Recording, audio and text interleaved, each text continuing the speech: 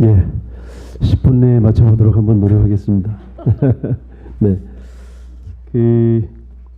저는 이 분권과 자치와 협치라고 좀 핵심 화두를 잡아봤는데요. 네, 기존에 우리 10여 년의 보수 정권, 이명박 박근혜 정권이 제일 못한 게 이 분권과 자치와 협치가 아닌가 싶어요. 독선 그리고 그야말로 밀어붙이기, 그것에 의해서 온 국민이 정말 힘들고 선생님들이 힘들고 학생들이 힘들었었는데, 이제는 좀 분권과 자치와 협치라는 관점으로 교육 전반을, 국가 수준의 교육 정책이나 거버넌스에서부터 학교 내에, 아까 학교 운영위원회 이야기도 나왔습니다만 학교 운영위원회까지, 또는 그 밑에 학급 단위까지 뭔가 이런 이게 흘러야 되지 않을까. 일종의 새로운 민주주의라고 할 수 있겠습니다.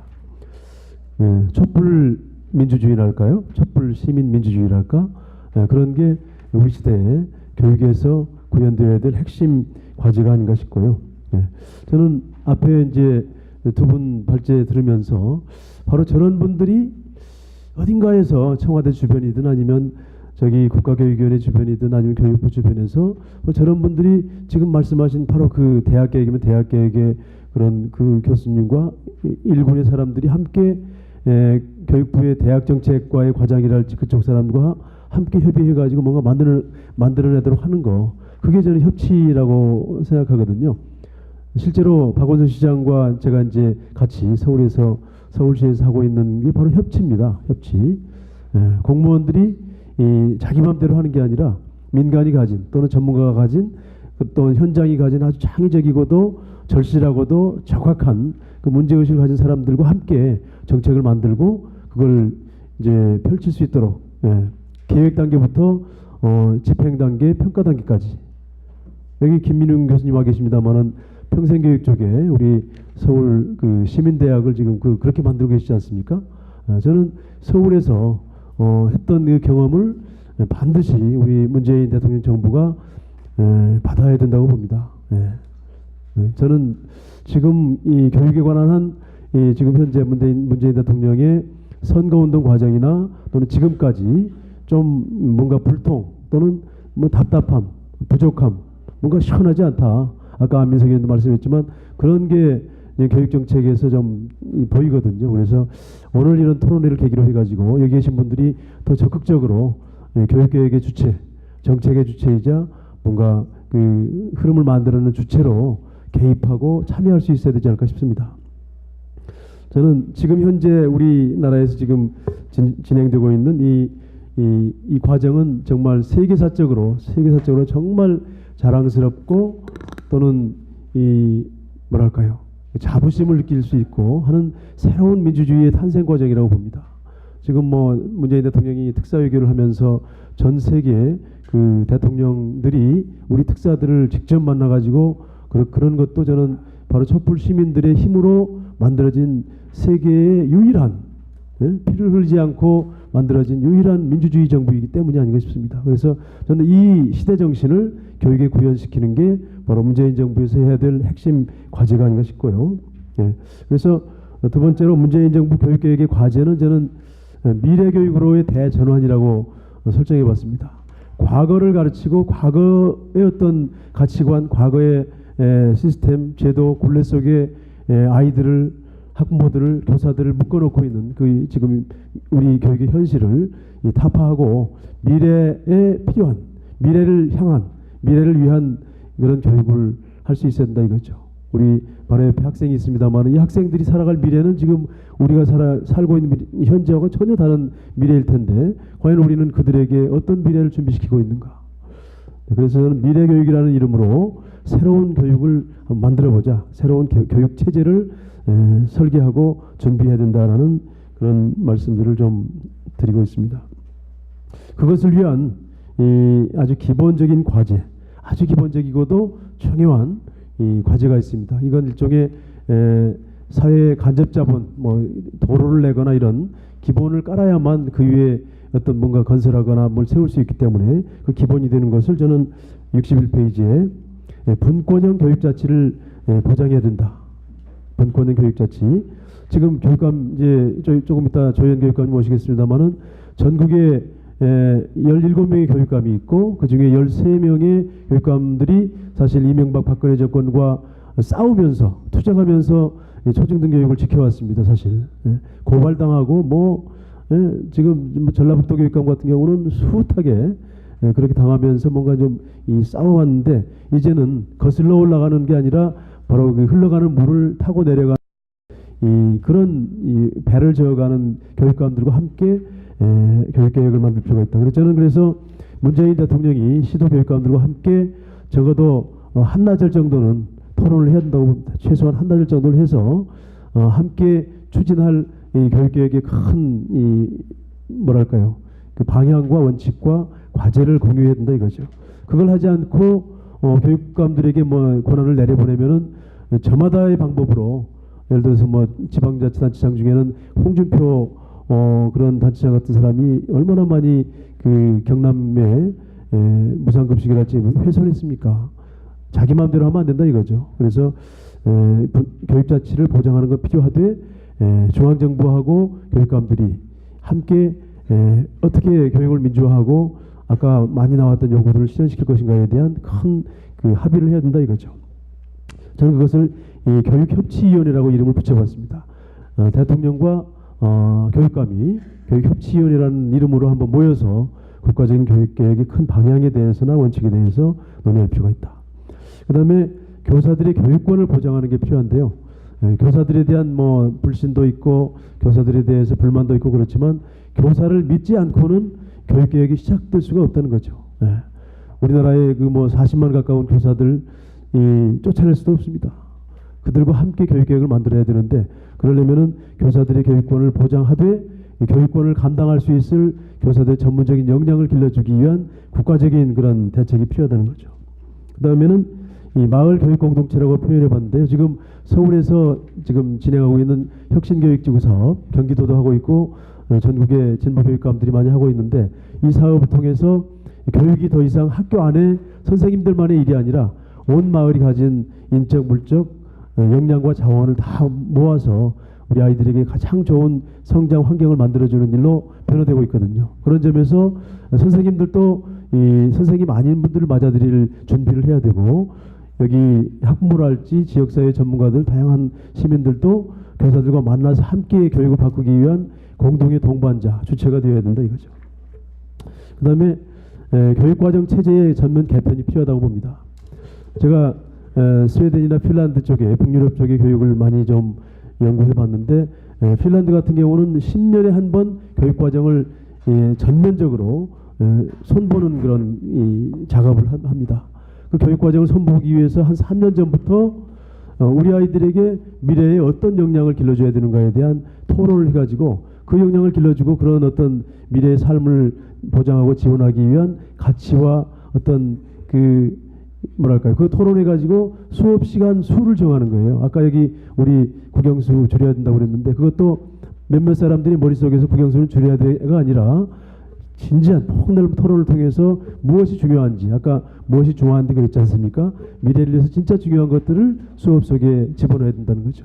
우리나라는 근데 대개는 대학 교수들의 그 밥그릇, 자기 이 교과 또는 자기 제자들 진출할 밥그릇 경쟁 속에서 이제 교육 과정이 왜곡되고 마는데 그걸 뛰어넘는 교육 과정의 대개편이 필요하다는 거죠. 그 다음에 이러한 것들을 추진하기 위한 물적 기초로서 안정적인 교육제적 확보가 필요하고요. 그 다음에 교육관계 법령의 대정비가 필요하다고 봅니다. 지금 우리의 교육법은 1995년에 김영삼 정부 때 만들어진 교육법입니다. 지금 2017년 특히 촛불 시민혁명을 경험한 우리 학생들과 국민들, 학부모들에게, 교사들에게는 다른 법적 기초가 필요하다는 거죠. 그런 걸 위해서 저는 10가지 큰 좀 제안을 해봅니다. 먼저 진정한 교육 대통령이 되겠다고 자임을 해야 됩니다.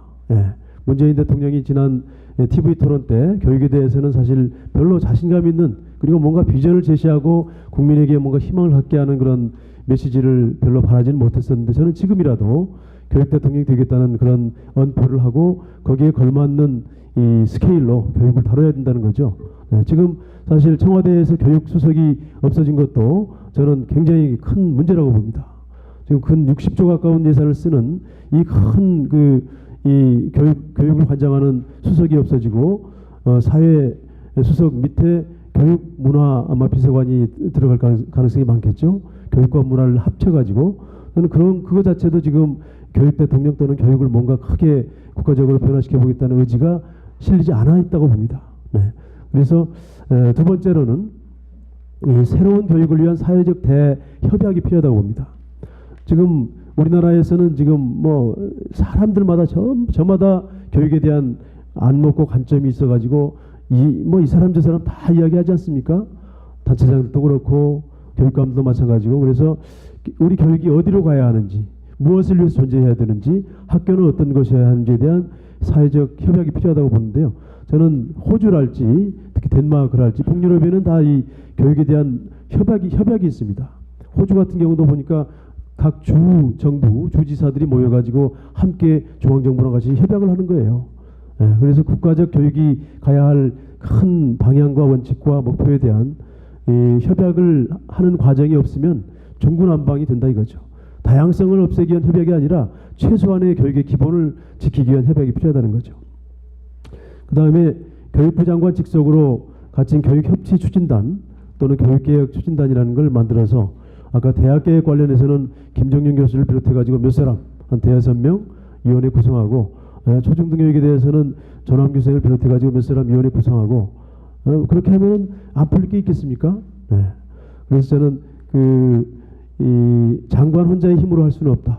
더군다나 교육부는 지금 지난 대선 기간 동안에 거의 폐지해야 된다는 게 중론일 정도로 지금 근본적으로 환골탈퇴해야 될 부서이기 때문에 이 교육부를 근본적으로 바꿔내고 교육개혁을 흔들림 없이 추진하려면은 이 같은 협치추진단 같은 이 기구가 있어가지고 일종의 이 작은 그 TF들의 이제 집합체라고 볼 수 있겠죠. 그게 필요하다고 봅니다. 그 다음으로는 이제 교육부와 교육청의 교육행정 공무원 임용제도를 혁신해야 된다는 건데요. 지금 아까 장학사 문제도 나왔습니다만은 핀란드 같은 나라가 95년부터 장학사 제도를 없앴어요. 네. 장학사가 없습니다. 대개 교육청 교육부에 근무하는 사람들은 카운슬러라는 그런 명찰에 카운슬러라고 하고 있더라고요. 세계에서 아마 장학사가 없는 나라는 핀란드일 거예요. 그 장학사가 없기 때문에 교장 선생님과 모든 선생님들이 장학사처럼 전문성을 길러야 됩니다. 그래서 장학사 몇 사람이 이 교육행정을 좌지우지하고 뭐 이렇게 시키고 확인하고 하는 게 아니라 그게 영국이나 스웨덴 같은 나라가 장학사를 키운 나라고 핀란드 같은 나라는 장학사를 없앤 나라입니다. 저는 핀란드 모델이 그야말로 전 세계적으로 교육이 가야 할 이 이른바 교육의 어떤 그 장학 시스템이 바뀌어야 될 방향의 어떤 좋은 사례라고 봅니다. 그다음에 교육부에 지금 이 국장과 과장들이 태반이 일반 행정직 공무원들이고 그들은 이 교육행정고시를 보고 들어온 사람들이에요. 학교에서 또는 뭐 교육 현장에서 아이들을 가르쳐본 경험이 없습니다. 그러니까 머릿속에 좋은 정책에 대한 뭐 이게 있을지 모르지만 교육 자체의 경험이 없기 때문에 우리가 정말 박근혜 정부나 이명박 정부 때 너무 황당한 정책들을 많이 봤지 않습니까? 왜 그런가를 보면은 바로 교육을 안 해본 사람들이기 때문에 그렇게 나올 수밖에 없는 거예요. 네. 그 다음에 이제 제목만 좀 읽어나가야겠네요. 네. 부교육감 제도를 바꿔야 됩니다. 지금 부교육감들이 이 교육감 밑에서 이 시도에 17개 시도의 교육자치를 부교육감들이 거의 절반 또는 70~80%를 이 관여하거나 개입하게 돼 있어요. 물론 교육감의 의지나 정책 의지가 이제 관철되는 것은 기본이겠지만 지금 현재의 이 부교육감 제도는 과거 교육자치가 또는 민주주의가 발달되기 전에 특히 권위주의 정부에서 교육을 통제하거나 교육에 대한 개입력을 높이려고 하면서 중앙정부가 가져왔던 그런 인사의 제도거든요. 교육감만이 아니라 지금 기획조정실장, 서울은 그렇고요. 경기도도 마찬가지고 교육부 공무원들이 와서 교육자치의 핵심에 앉아 있습니다. 저는 그 자리를 그대로 두더라도 제2 부교육감 정도로 두고 제1 부교육감은 이 교육감이 이 주민들과 함께 세워야 된다고 봅니다. 그 다음에 교장 공모제를 확대하고 수업하는 교장 제도를 도입하자 이겁니다. 그러니까 교장 공모제로 교장이 되는 사람은 수업을 하는 걸 전제로 공모제에 임하라 이거죠. 이거 역시 핀란드 같은 경우는 퇴임할 때까지 교장이 수업을 합니다. 스웨덴은 1991년에 보수 정권이 들어서면서 이 교사 자격이 없는 사람도 교장이 되게 했었는데, 그러다 보니까 스웨덴은 정말 이 교사 하려는 사람도 별로 적어지고 교육이 굉장히 어려운 상황에 있습니다. 그 다음으로 새로운 교육을 만들기 위한 교사들의 혁신 교사 네트워크 구축이 필요하다. 저는 선생님들에 대한 우리 사회의 평가가 여러 가지로 좀 부정적인 면도 있고 그런데, 선생님들 중에 이 새로운 변화를 위해서 더 열심히 노력하고자 하는 분들이 많이 계십니다. 그런 분들이 먼저 나서서 뭔가 아까 조남규 선생님 말씀하셨던 그런 개혁을 주도해 갈 수 있도록 하는 그런 교사들의 네트워크를 지원할 필요가 있다. 네.